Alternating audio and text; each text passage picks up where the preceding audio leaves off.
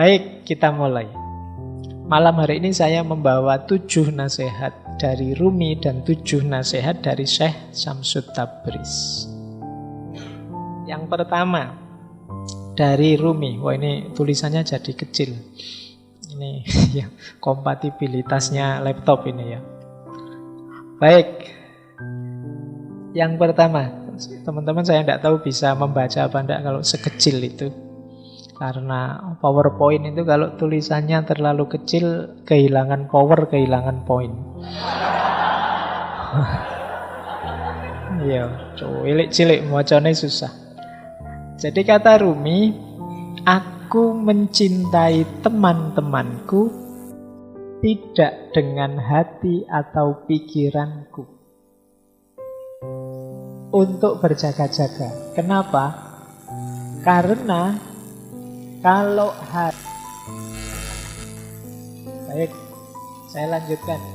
Kedengaran kah yang belakang? Enggak ya?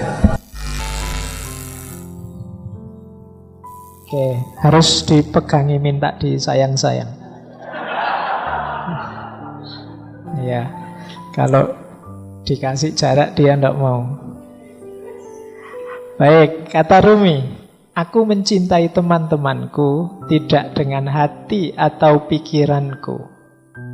Untuk berjaga-jaga, karena hati bisa berhenti, karena pikiran bisa lupa.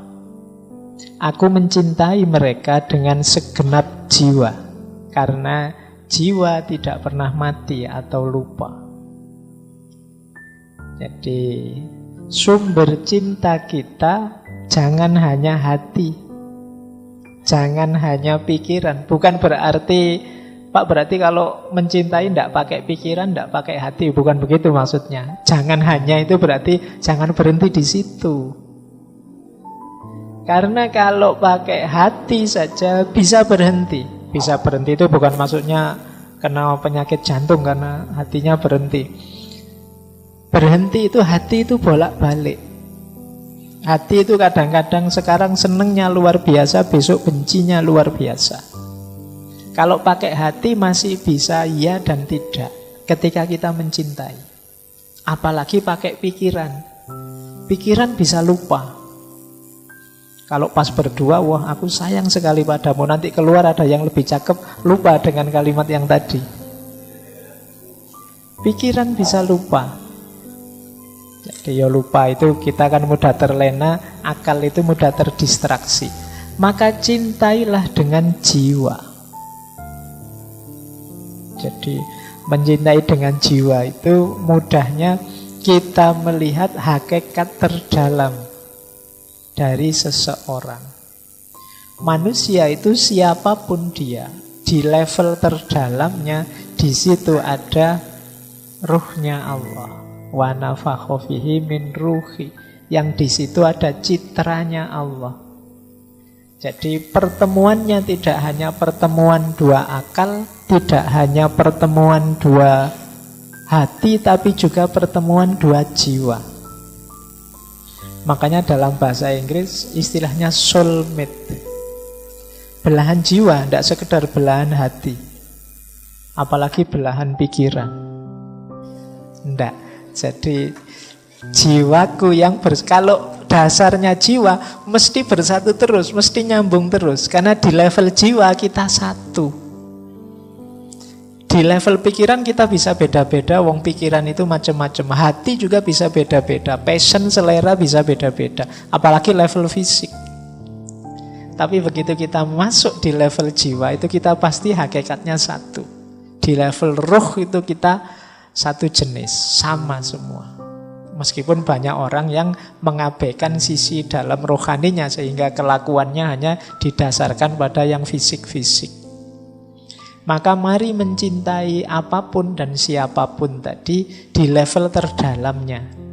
Jadi kalau sudah level terdalam itu seragam, sama. Kalau fisik itu bisa beda-beda, ada cakep, ada jelek dan lain sebagainya.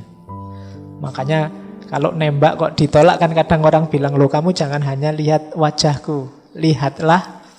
Ya, kalau hati masih bisa berubah. Kalau kalimatnya lihatlah hatiku, hati masih bisa berubah-ubah, kurang dalam. lihatlah jiwaku.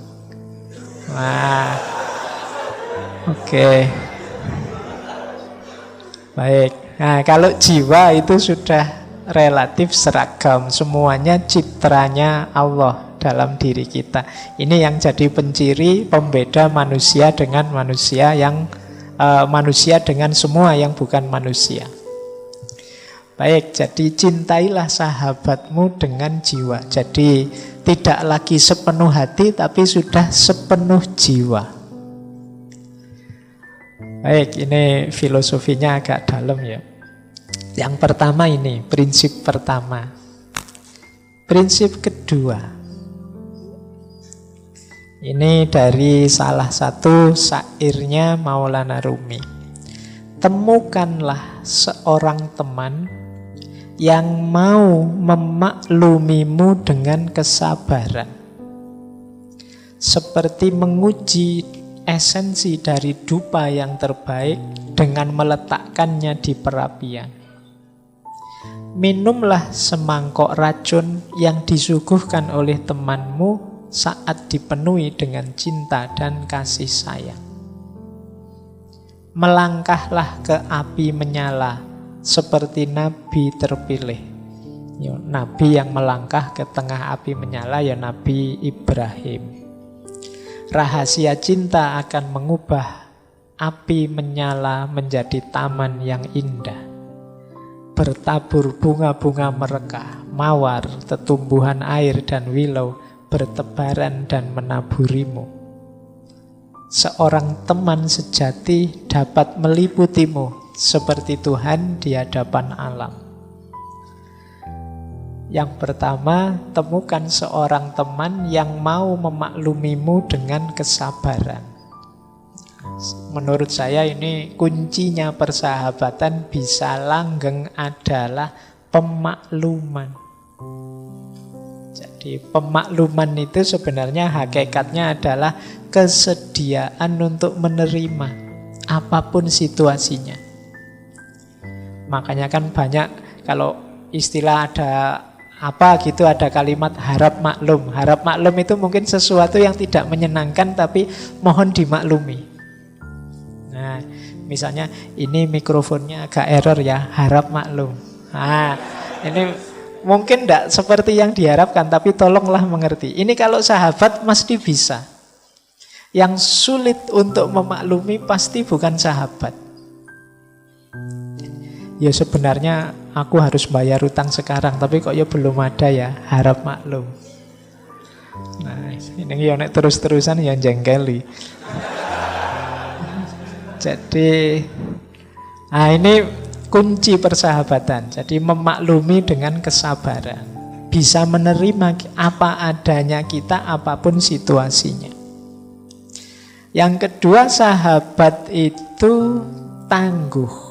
Tidak mudah luntur, tidak mudah bubar karena ujian, goncangan, cobaan. Seperti dupa yang dilempar di perapian. Jadi untuk menguji dupa itu kan dibakar.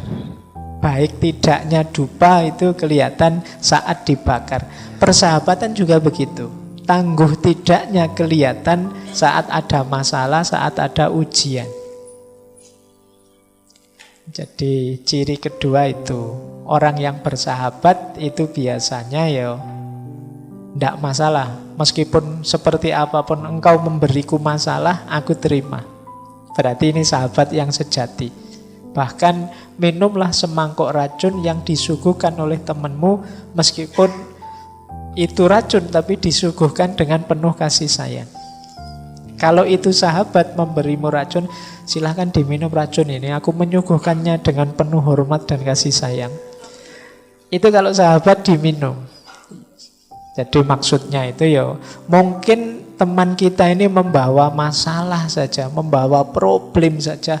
Aduh, sejak berteman denganmu bangkrut aku misalnya. Sejak dekat denganmu kacau hidupku. Tapi kalau memang sahabat sejati tidak masalah. Wong sudah ikrar, kita deklarasi susah senang bersama. Meskipun harus minum semangkok racun, tidak masalah. Jadi Maulana Rumi itu ya sering mengalami hal-hal pahit berdua sama Syekh Syamsul Tabriz. Bahkan Syekh Syamsul Tabriz sampai pernah diusir, sampai pernah menghilang.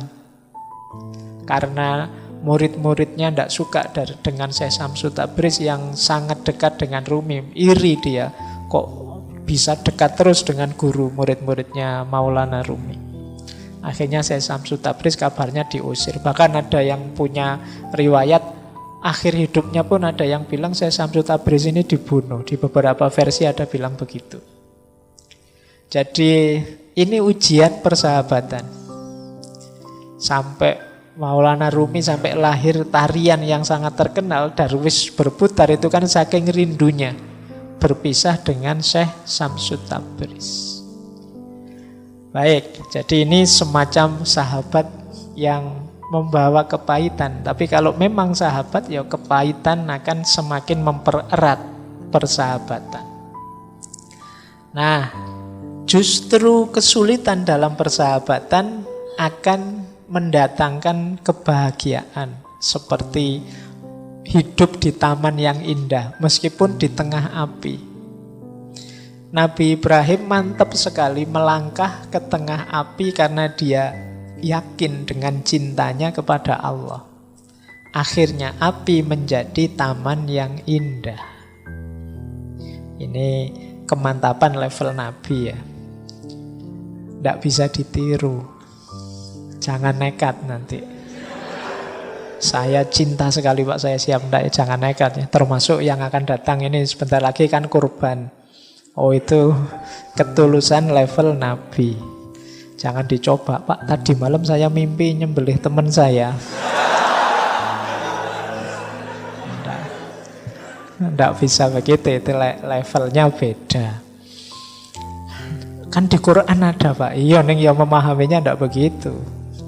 Makanya membaca Al-Quran itu ya harus ngerti ilmunya. Jangan dipotong dalilnya. Pak, saya mengalami seperti Nabi Ibrahim Pak, mimpi menyembelih. Lah sojo, kamu salah memahaminya. Cara menarik maknanya tidak begitu.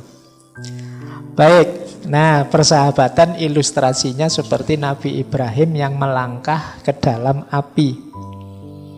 Dan buahnya, kata Rumi, pasti taman yang indah, meskipun dari luar kelihatannya api. Berkorban untuk sahabat itu kan lega, membahagiakan. Alhamdulillah aku bisa menolong sahabatku. Alhamdulillah aku bisa meringankan bebannya. Nah, itu seperti mawar dan tetumbuhan serta bebungaan yang menaburi kita.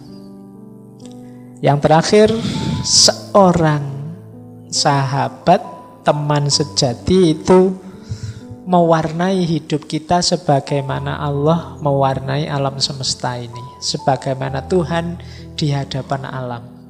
Jadi kalau kita punya sahabat itu sedikit banyak kita akan diwarnai oleh sahabat kita. Gaya kita ngomong, gaya kita berekspresi, mungkin diksi-diksi pilihan hidup itu pasti banyak diwarnai oleh teman dan sahabat ini. Baik, jadi dari 4 bait dari syair ini ada beberapa makna persahabatan. Yang pertama pemakluman, yang kedua ketangguhan, yang ketiga kesediaan untuk berkorban, dan yang terakhir persahabatan itu saling mewarnai. Nah ini nasihat Maulana Jalaluddin Rumi yang berhubungan dengan persahabatan. Yang ketiga, ini tadi saya bilang ya, ini saya potong-potong dari Fihi Mafihi, Diwanus Syamsul Tabriz, Masnawi, yang menurut saya ada hubungannya dengan persahabatan. Nah ini kalimat ini bagus. Tidak ada kerahiban dalam Islam yang ada kebersamaan dan kasih sayang. Nabi Shallallahu Alaihi Wasallam selalu bertindak atas dasar kepentingan bersama. Karena pertemuan para ruh memiliki pengaruh yang besar dan penting. Sedangkan kesendirian dan mementingkan diri sendiri tidak ada manfaatnya. Jadi kalimat pertama, kata pertama tidak ada keraiban dalam Islam itu sebenarnya ingin menegaskan bahwa dalam Islam semua orang itu dipandang setara. Setiap manusia dianggap bernilai. Jadi tidak boleh level. Manusia itu tidak boleh ada yang diposisikan level, ini manusia posisi tinggi, ini manusia posisi rendah. Karena satu-satunya di atas makhluk itu Khalik. Kalau ada makhluk yang kita posisikan di atas makhluk, itu berarti ada makhluk yang posisinya setara dengan Khalik. Kalau dalam Islam ini namanya musyrik. Maka iya, para ulama penting, guru-guru kita penting, tapi dia tidak di atas kita. Hanya memang fungsi dan peran serta jasa mereka besar. Jadi itu yang dimaksud tidak ada kerahiban, tidak ada yang posisinya hierarkis, yang ada semua setara. Maka dalam kesetaraan itu relasi paling ideal adalah kebersamaan dan kasih sayang. Makanya Nabi itu orang-orang dekatnya tidak disebut muridnya atau anak buahnya, tidak, tapi sebutannya sahabat. Jadi ini untuk menegaskan kesetaraan. Kalau sahabat setara, kalau setara roh dan roh bisa bertemu. Jangan merasa enak kalian lebih tinggi dari yang lain. Misalnya merasa, Pak saya lebih penting kok Pak, Pak saya lebih hebat kok Pak. Itu berarti kalian memposisikan diri lebih tinggi dari yang lain. Kalau kalian posisikan diri lebih tinggi seperti itu, kalian akan sendiri dan kesepian. Ruhmu tidak punya teman, jiwamu tidak punya pasangan. Jadi relasi ideal itu relasi kebersamaan dan kasih sayang. Kalau ada kepentingan, ya kepentingan bersama, bukan kepentingan sendiri yang egois. Jadi dasarnya pertemanan itu ya pertemuan antara dua jiwa. Dua jiwa mungkin bertemu kalau itu sejajar, setara. Kalau kita dekat gini kan bisa langsung ketemu kan gitu. Tapi kalau ke atas berat. Sulit kita ketemu kalau ranking. Kalau teman-teman misalnya menganggap saya, Pak Faiz lebih tinggi dari saya, itu kan mendekat saja mungkin agak gimana, wah, karena tidak setara. Tapi kalau kita setara, lebih mudah bergaul, lebih mudah berkomunikasi. Makanya coba teman-teman membaca sirah itu, riwayatnya Rasulullah itu, dengan para sahabat kan sangat akrab, dekat. Karena positioningnya setara. Banyak momen, banyak peristiwa, baik yang serius maupun yang menggambarkan keakraban, suasana kemanusiaan banyak. Kenapa? Positioningnya setara. Baik. Jadi ini rahasia persahabatan. Jadi yang ada adalah kebersamaan, kasih sayang, dan kesetaraan. Kok di antara sahabat merasa level? Yo, dia sahabat saya sih Pak, tapi saya lebih tinggi Pak. Dia selalu nyontek, saya yang diconteki terus misalnya. Kalau ada level begitu, dua jiwa tidak akan bertemu. Saya yang neraktir terus Pak, dia yang minta ditraktir. Berarti saya lebih tinggi, dia sebenarnya anak buah saya hitungannya misalnya. Ini tidak mungkin persahabatan, tidak mungkin dua jiwa bisa bertemu. Maka kuncinya persahabatan, pertemuan dua jiwa. Baik, ini petunjuk yang ketiga. Posisikan diri kita setara di hadapan sahabat-sahabat kita. Jangan merasa lebih tinggi, jangan merasa lebih jago, jangan merasa lebih benar, dan lain sebagainya.